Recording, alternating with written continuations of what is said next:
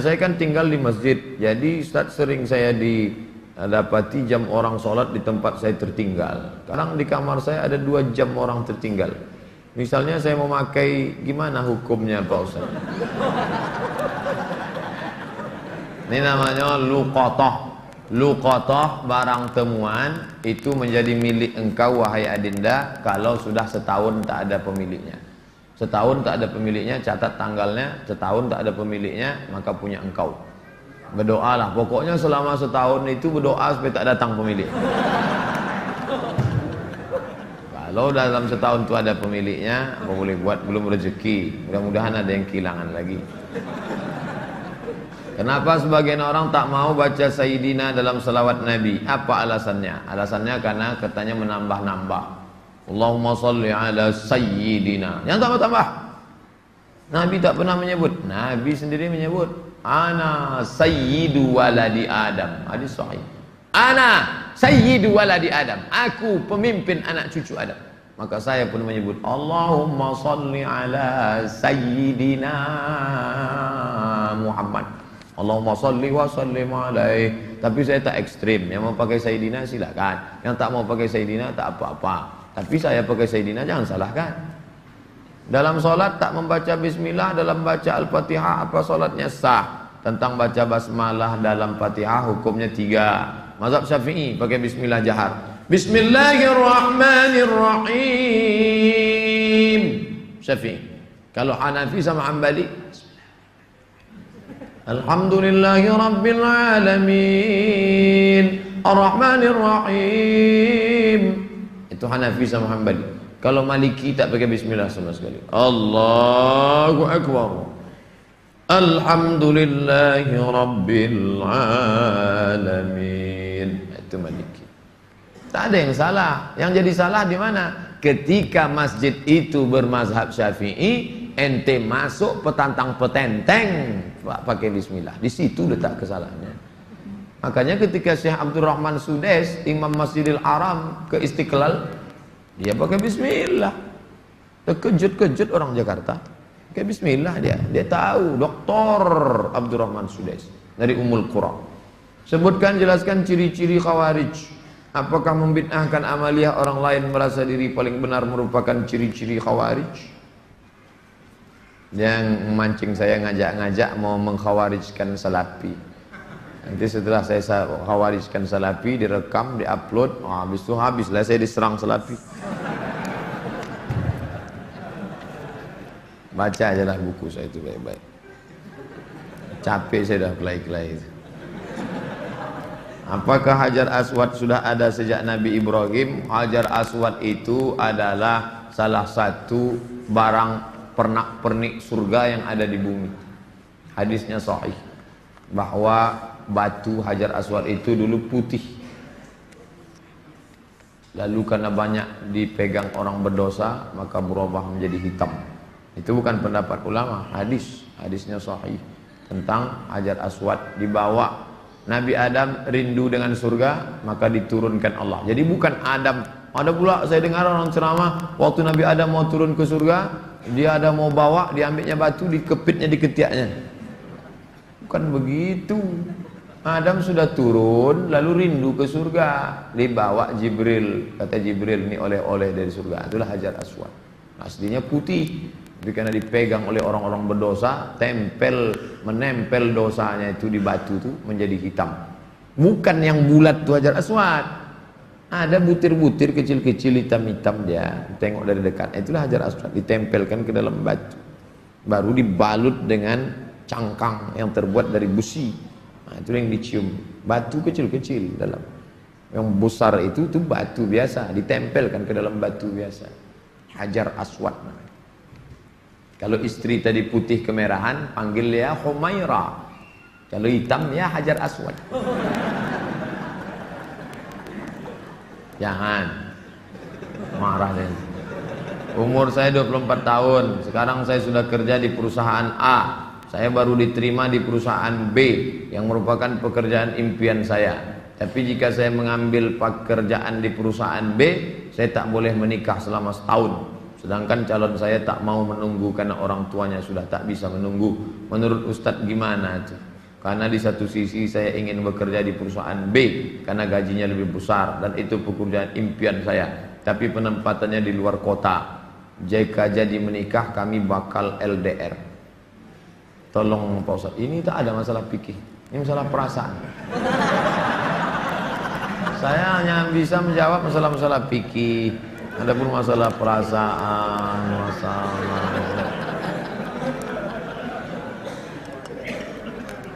saya yang bisa saya jawab tuh halal, haram, makruh, mubah, rukun, syarat, wajib, sunat, sunat muakkad.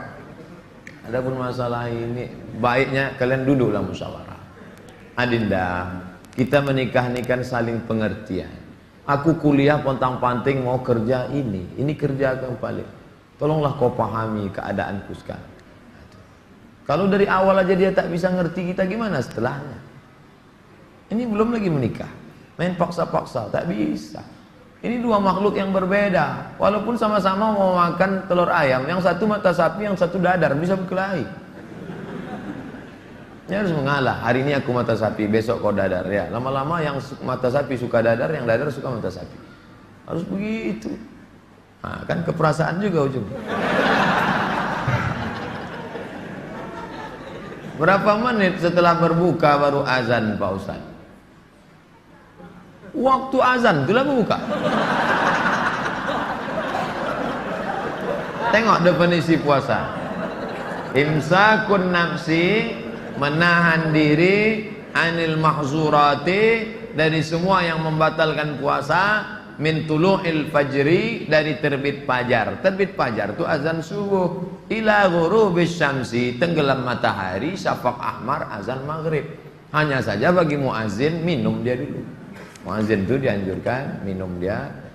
Zahabadh dhama'u wa batallatil uruq wa thabatal ajru, baru dia azan. Allahu akbar, Allahu akbar. Nah, itu dah minum tuh. Kalau yang belum minum, Allah, belum minum tuh. Apakah boleh kita makan setelah selesai, setelah Isya masuk?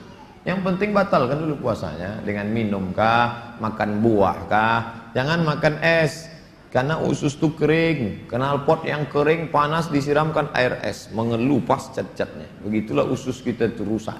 Maka yang paling bagus orang Mesir, korma kering, bukan korma yang basah, korma kering, pecah-pecah, buang bijinya, masukkan ke dalam, siram pakai air panas.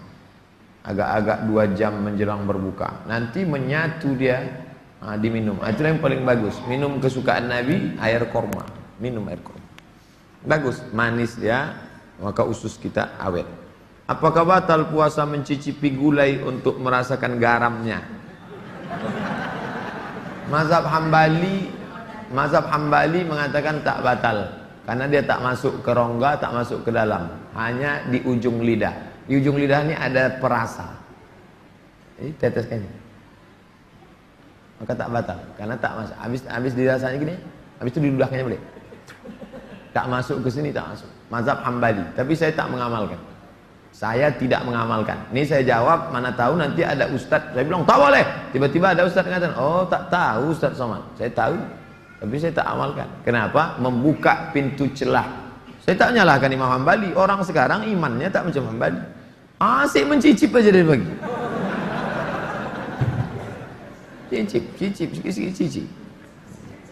Ustadz, gimana cara menghafal Quran? Kami dulu aturan di Al-Azhar tidak pakai SKS, kuliah tak SKS, setahun dipaket 14 mata kuliah, 2 juz Al-Quran, tidak pakai SKS, tahun 1, tahun 2, tahun 3, tahun 4, 14, 2 juz. Jadi cara kami sebelum subuh dihafal dulu, satu halaman, sebelum subuh hafal 1 halaman. Nanti ke masjid, qobliyah subuh baru diulang waktu baca tahiyatul masjid, itu dibaca. Maka lama sholatnya karena mengulang, setengah, 1 rakaat setengah diulang. Tahiyatul masjid, qobliyah subuh, duha, qobliyah zuhur, ba'diyah zuhur, dalam sholat zuhur, qobliyah asar. Nanti asar distorkan ke syekh. Biasanya di tiang-tiang saya nunggu ngapal. Siapa yang mau menghafal? Ngantri panjang, nyetorkan hafalan. Tradisi itu tak ada di Pekanbaru. Kalau di Mesir menyetorkan hafalan ngantri menjelang asar sampai maghrib menyetorkan hafalan setengah juz. 1 hari 2 hari. Jadi 20 hari hafal 1 juz. 20 hari. Nah, baru waktu yang lain dipakai untuk menghafal. Ujian tak boleh bawa buku. Masuk ke dalam hanya pena saja, bawa kertas tak boleh. Kalau ketahuan mencontek, ditangkap, bisa dicabut, deportasi. Jadi kalau sudah deportasi, putus beasiswa, pulang tak dapat tiket, diusir dari asrama, malu. Karena dulu sebelum berangkat udah kenduri motong kambing. Jadi tekanannya tinggi. Jadi ketika saya pulang, saya terapkan sistem itu. Tak boleh nyontek. Semuanya menyontek. Akhirnya saya berpikir, saya gimana supaya saya buat 10 soal. Buat 10 soal, bagi. Boleh nyontek Pak? Silakan. Oh, kok lain soalnya?